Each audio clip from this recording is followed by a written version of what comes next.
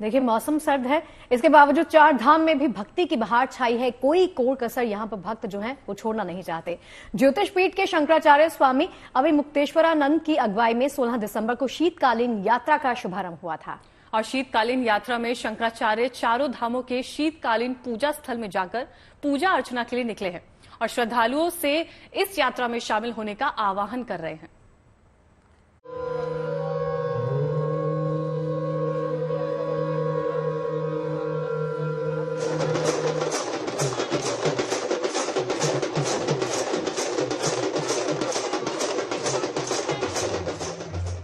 ये शंखनाद है चारधाम से जुड़ी शीतकालीन यात्रा का। ये दिव्य रंग है उत्तराखंड के मुखवा में गंगा आरती का। ये विशेष छटा है पहाड़ों में भक्ति उत्सव की खुशी की। शीतकालीन चार धामों में से एक मुखी मठ यानी मुखवा में पूरे विधि विधान और पूजा अर्चना के साथ शीतकालीन यात्रा के लिए आह्वान किया गया। ज्योतिष पीठ के शंकराचार्य स्वामी अविमुक्तेश्वरानंद की अगुवाई में यमुना जी के शीतकालीन पूजा स्थल खरसाली में 16 दिसंबर को शीतकालीन यात्रा का शुभारंभ हुआ था और इसी यात्रा की दूसरी कड़ी का आयोजन मां गंगा के पावन धाम गंगोत्री के मुखवा में हुआ। इस शीतकालीन यात्रा में शंकराचार्य चारों धामों के शीतकालीन पूजा स्थल में जाकर पूजा अर्चना के लिए निकले हैं और श्रद्धालुओं से इस यात्रा में शामिल होने का आह्वान कर रहे हैं।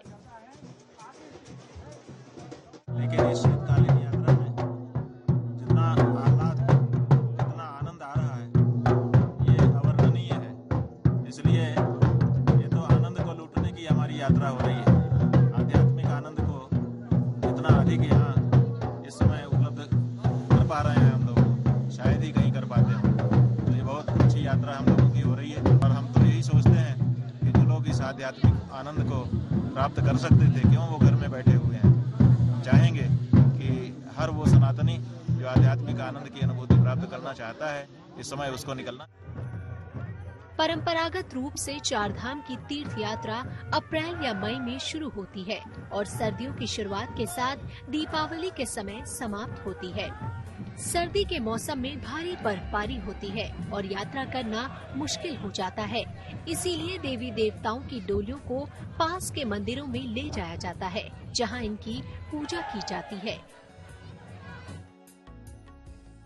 सर्दी के मौसम में भगवान केदारनाथ की डोली ऊखी मठ में, तो भगवान बद्रीनाथ की डोली जोशी मठ पहुंचती है, जबकि देवी गंगा की डोली को मुखवा लाया जाता है और देवी यमुना की डोली को सर्दियों के दौरान खरसाली के शनिदेव मंदिर में रखा जाता है। खरसाली के बाद मुखवा में भी शीतकालीन यात्रा की शुरुआत हो गई है, जिसमें बड़ी संख्या में श्रद्धालु भी शामिल हैं।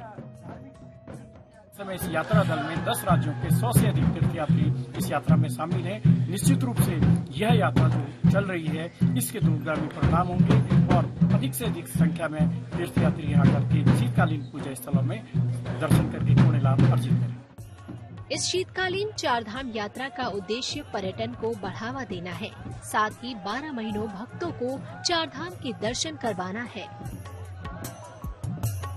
उत्तरकाशी से ओंकार बहुगुणा के साथ bureau report, good news today.